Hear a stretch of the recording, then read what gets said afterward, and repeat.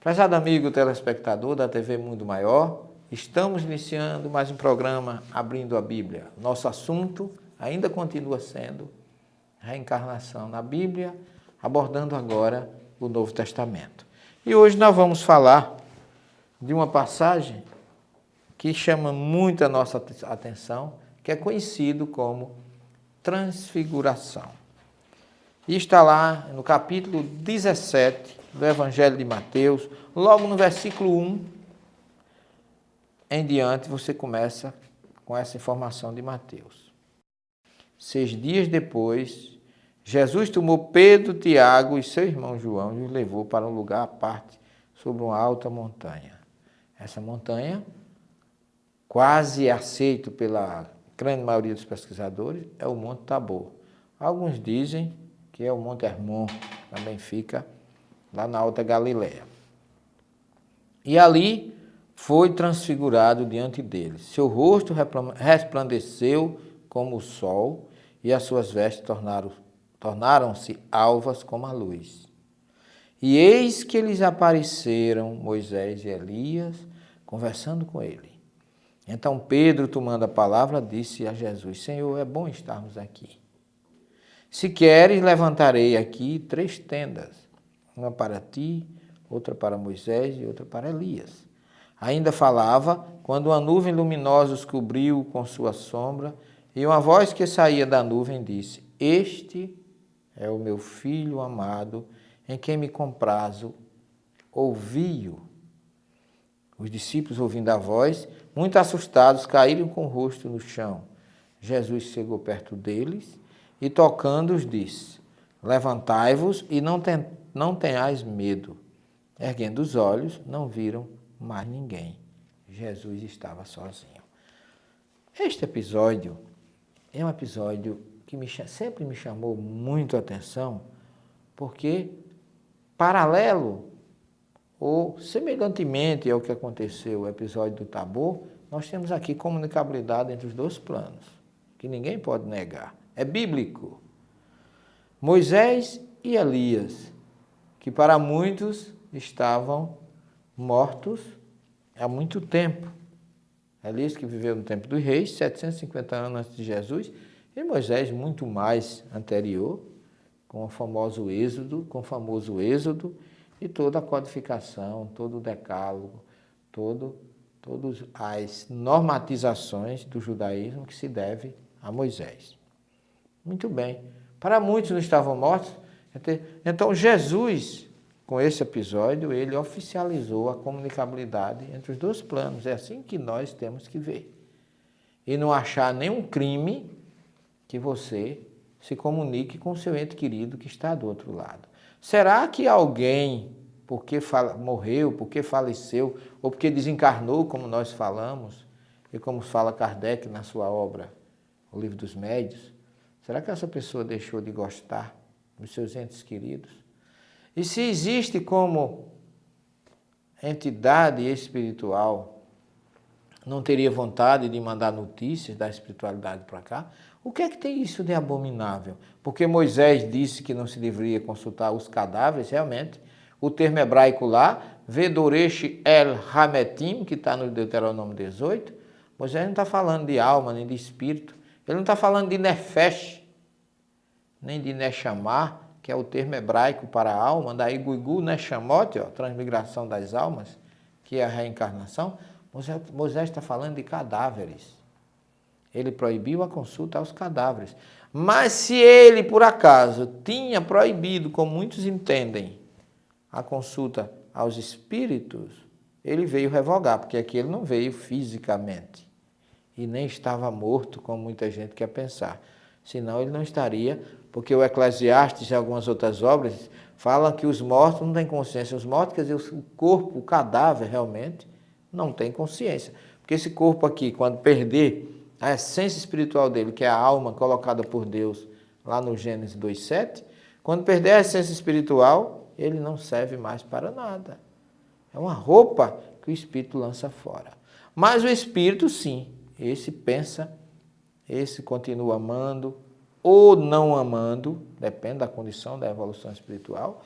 Mas esse episódio deixa claro, semelhante ao episódio do Endor, que pode haver comunicabilidade entre os dois planos. E que se Moisés houvera proibido, que ele não proibiu isso, ele proibiu o abuso e não o uso, ele revogou via quem? Jesus. Porque ambos vieram e conversaram com eles, e de uma forma tão real que Pedro queria que eles continuassem ali e até fizessem uma tenda para eles. Mas não fica por aí o episódio. Na sequência, a partir do versículo 9, os discípulos, ao descerem do monte, Jesus começou dizendo: não conteis a ninguém esta visão, até que o Filho do Homem ressuscite dos mortos. Ora, até que o Filho do Homem se torne a mesma condição de Moisés e de Elias, livre do corpo físico, porém espírito vivificante e espírito comunicante.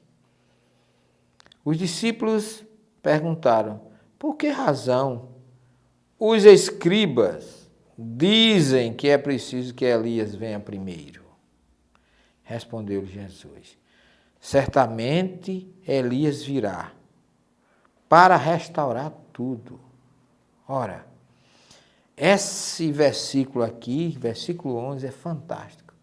Elias virá para restaurar tudo quando? Se Elias já tinha chegado? Se Elias já tinha passado ali? Porque ele diz assim: eu vos digo, porém, que Elias já veio, mas não reconheceram. Ao contrário, fizeram tudo quanto quiseram. Assim também o Filho do Homem, no caso Jesus, sofrerá da parte deles. E aí os discípulos entenderam que ele se referia a João Batista. Ora, Elias viera como João Batista, que Jesus disse que ele já veio, mas fica uma questão. Elias terá de vir, mais uma vez, com certeza, para restaurar tudo. Só que esta vinda de Elias, nós entendemos diferente. Ele virá, terá de vir no futuro para restaurar tudo. Lembre-se, meu caro amigo telespectador, que Jesus diz lá em João 16, muito ainda tenho a vos dizer, mas não estáis preparados para ouvir agora. Mas quando vier o Consolador, ele relembrará tudo o que eu disse e vos ensinará coisas novas. E aí é que entra a figura de Elias. Volta com o programa Abrindo a Bíblia, lembrando a você que nos assiste, que adquiram as nossas obras, que estão aí na telinha, analisando as traduções bíblicas, uma obra onde mostra a você a luz do Evangelho, a luz da primeira revelação, que você chama Velho Testamento, e do Novo. Todas as informações com base em análise dos textos hebraicos e gregos, para que você tenha uma melhor exegese, um melhor entendimento da mensagem de Deus e da mensagem de Jesus. Essa obra já vai para 30.000 exemplares, e nós vamos lançar uma obra comemorativa dos 30.000 exemplares do Analisando, que já é um best-seller no meio da doutrina e que tem servido a padres, pastores, tem servido a pessoas de todas as religiões, aqueles que realmente querem conhecer a verdade. E a nossa obra, o Sermão do Monte, que já é a nossa segunda obra, e por último, o Bereshit, a tradução do Gênesis, explicado versículo por versículo, em parceria com o israelense Gad e Azaria. Adquiram essas obras. Aí em São Paulo, na Sinal Verde, em Guarulhos, na editora Mundo Maior,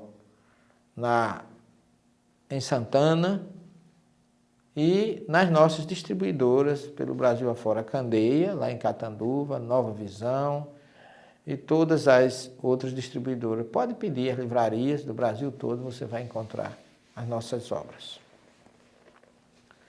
E aí, no Shopping Internacional de Guarulhos, além das nossas obras, lá na estande da USE, você vai encontrar também as nossas obras e também DVDs com nossas conferências sobre cristianismo primitivo e espiritismo, sobre Jesus e Madalena, sobre Jesus e Nicodemos, sobre a culpa, medo e o papel das religiões, sobre a queda de Adão e Eva. Então você vai encontrar todos os nossos DVDs à disposição na banca da USE lá em Guarulhos. Procure a nossa Marilene, nossa amiga Marilene, que ela vai estar lá. E aí, na nossa querida Franca, você vai encontrar na livraria da USE, aí no centro de Franca.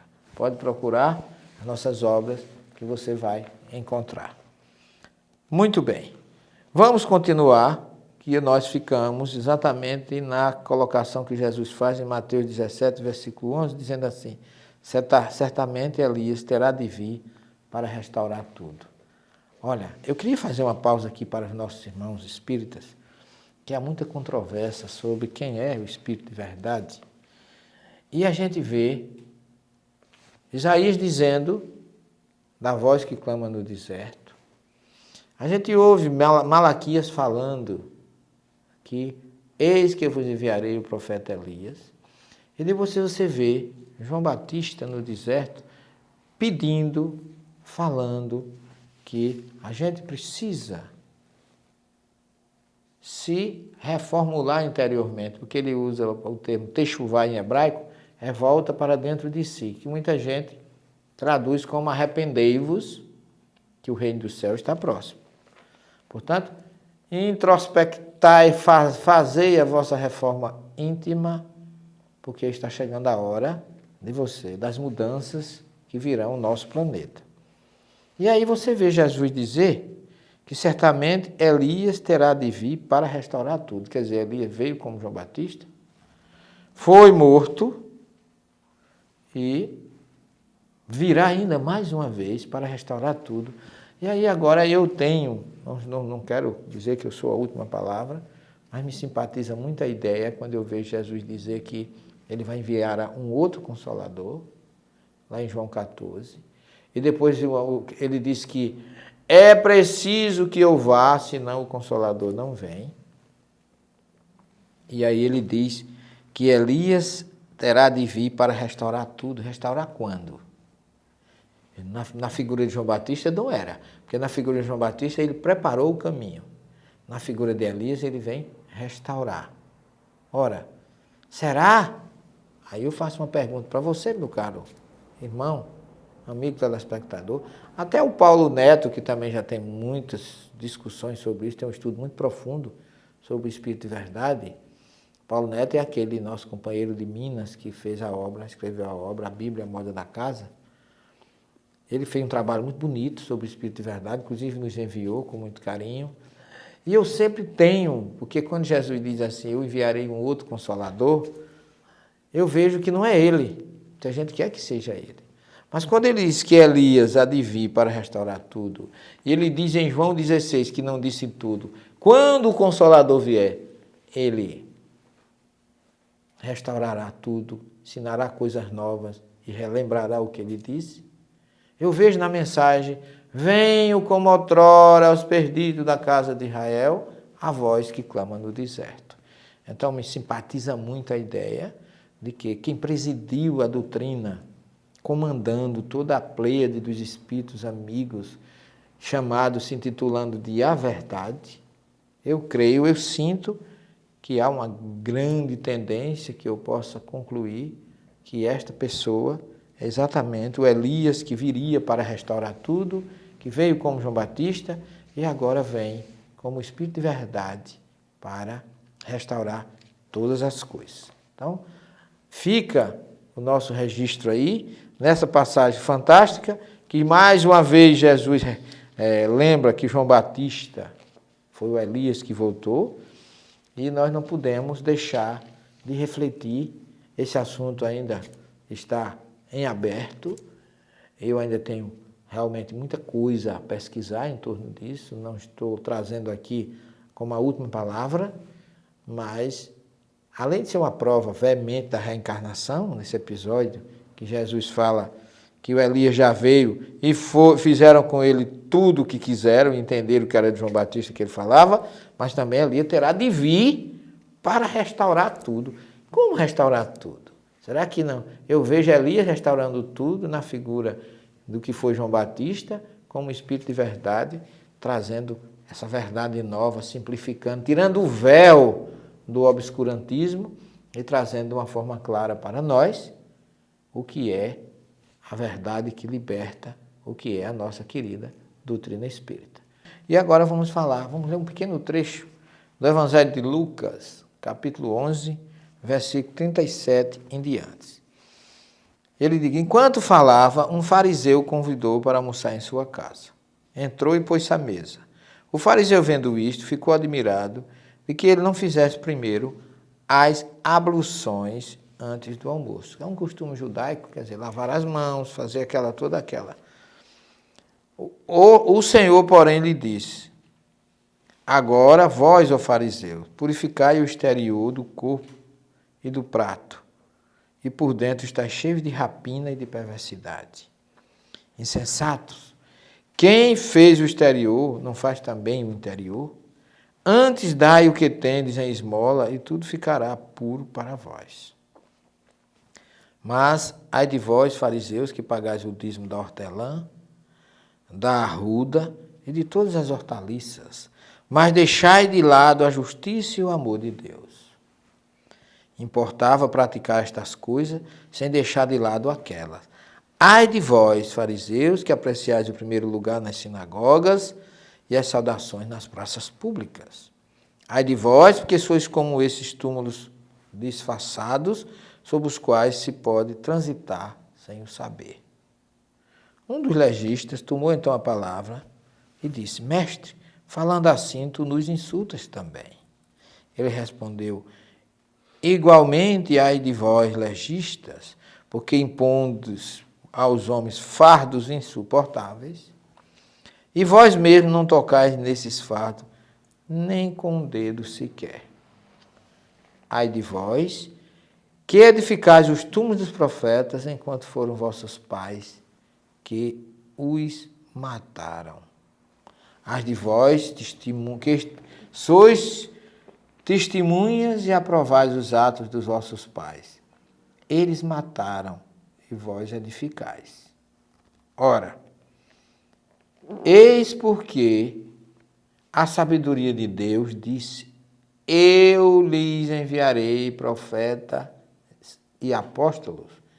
Eles matarão e perseguirão algum deles, a fim de que se peçam contas a esta geração do sangue de todos os profetas que foi derramado desde a criação do mundo, do sangue de Abel até o sangue de Zacarias, que pereceu entre o altar e o santuário. Sim, digo-vos, serão pedidas contas a esta geração. Veja que coisa interessante.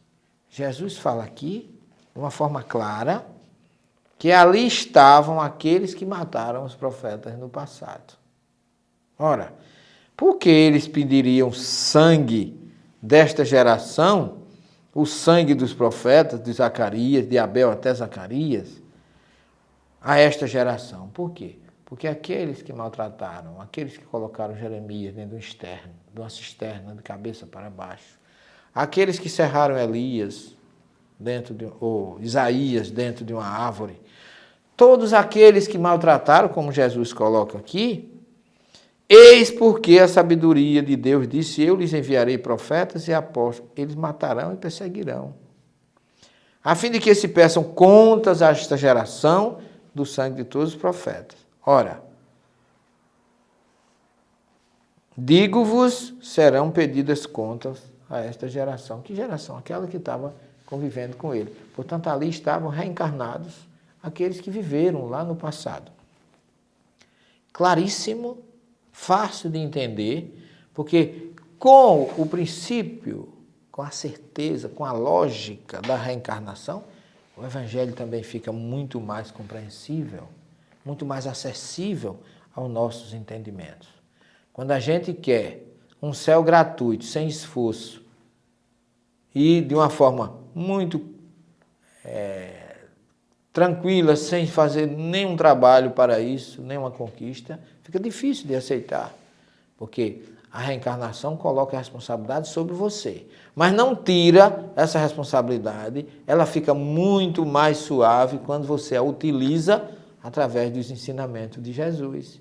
Porque se você amar o próximo como a você mesmo, você vai reencarnar menos e você vai atingir a Deus muito mais rápido. Isso absolutamente não tira a importância da passagem de Jesus entre nós. Não é incompatível a reencarnação com a mensagem de Jesus. Porque ele diz, reconcilia-te com teu irmão enquanto estás a caminho com ele. É Jesus que pede esta reconciliação através do nosso esforço pessoal. A cada um segundo suas obras. Desta geração será pedido contas de sangue de todos os profetas. Então, nós precisamos fazer, praticar, trabalhar nesse esforço contínuo e diário em busca de um reencontro com Jesus, promovido pelo nosso esforço pessoal, pela nossa tarefa de seguir, de caminhar em busca dele, ao reencontro dele. E aqui, no capítulo do Evangelho de João, no capítulo 1, versículo 21, ele diz assim: este foi o testemunho de João. Quando os judeus enviaram de Jerusalém sacerdotes e levitas para o interrogar: quem és tu? Ele confessou e não negou. Confessou: eu não sou o Cristo. Lógico. Perguntaram: quem então és tu? És tu Elias? Por que perguntaram: és tu Elias? Porque eles achavam que ele poderia ser aquele que foi prometido por Malaquias. Pela conduta de João, pela a reforma que ele pedia, ele diz assim: não sou. És o profeta? Ele também disse não. Então quem és para darmos uma resposta ao que nos enviaram? O que diz de ti mesmo?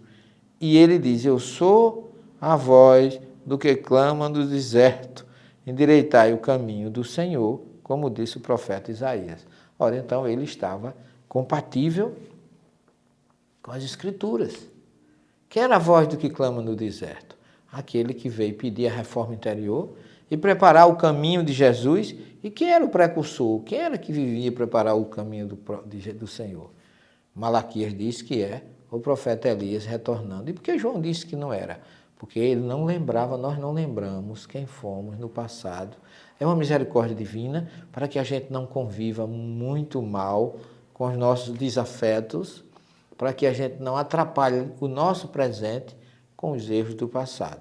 E você sabe que Elias tinha dificuldade do passado, porque ele mandou degolar os sacerdotes de Baal, e por isso que ele, na encarnação, mesmo como precursor, mesmo como preparador do caminho de Jesus, não foi isentado de ser degolado por Herodes, por ter degolado também os sacerdotes de Baal. Assim, está consumada a questão de cada um colhe o que planta, como o próprio Jesus diz, a cada um segundo suas obras. Precisamos refletir sobre esse fato.